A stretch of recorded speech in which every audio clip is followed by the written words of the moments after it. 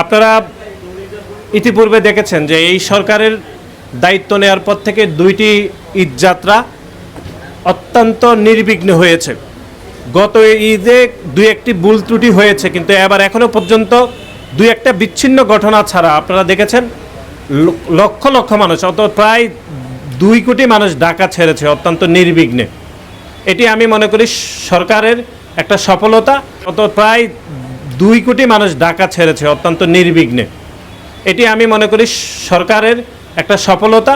সকল মানুষ সরকারকে সহযোগিতা করেছে বলে আমি মনে করি মানুষ নির্বিঘ্নে ঢাকা ছাড়তে পেরেছে। সকল ভেদাভেদ বলে আপনারা আমাদের দলের চেয়ারম্যান জনাব তারেক রহমানের নেতৃত্বে আপনারা ঐক্যবদ্ধ থাকবেন। এখন আমাদের সকলের উচিত হবে যে আমরা ধীরে ধীরে যারা ঢাকায় যাবে তারা অত্যন্ত সুশৃঙ্খলভাবে, একটু সহনশীলভাবে, ধৈর্য সহকারে আপনারা যদি ঢাকামুখী হন, তাহলে আমি আশা প্রকাশ করব যে ঢাকামুখী যেই ঢাকা থেকে যারা ফিরবেন সেটিও অত্যন্ত নির্বিঘ্নে হবে। কিন্তু যারা গুপ্তভাবে রাজনীতি করেন, বিভিন্ন প্রপাগান্ডা করেন, বিভিন্ন নাম ধারণ করে, কথিত শিক্ষার্থীদের নাম ধারণ করে বিভিন্ন আন্দোলন সংগ্রাম আপনারা করেছেন, আমরা অতীতে দেখেছি নোয়াখালী সরকারি কলেজে, এগুলো আর নোয়াখালীর কোনো শিক্ষা প্রতিষ্ঠানে চলতে দেওয়া হবে না। আমরা মনে করি আমরা যেরকম প্রকাশ্যে রাজনীতি করি আপনাদেরও প্রকাশ্যে রাজনীতি করা উচিত।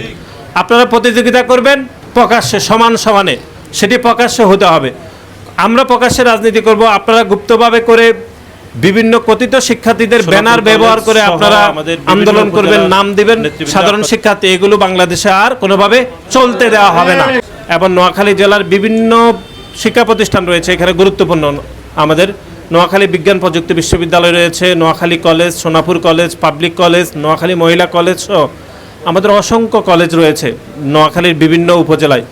সেগুলোর শিক্ষার্থীদের অধিকার আদায়ের জন্য আপনারা সব থেকে বেশি কাজ করবেন বলে আমি প্রত্যাশা রাখি।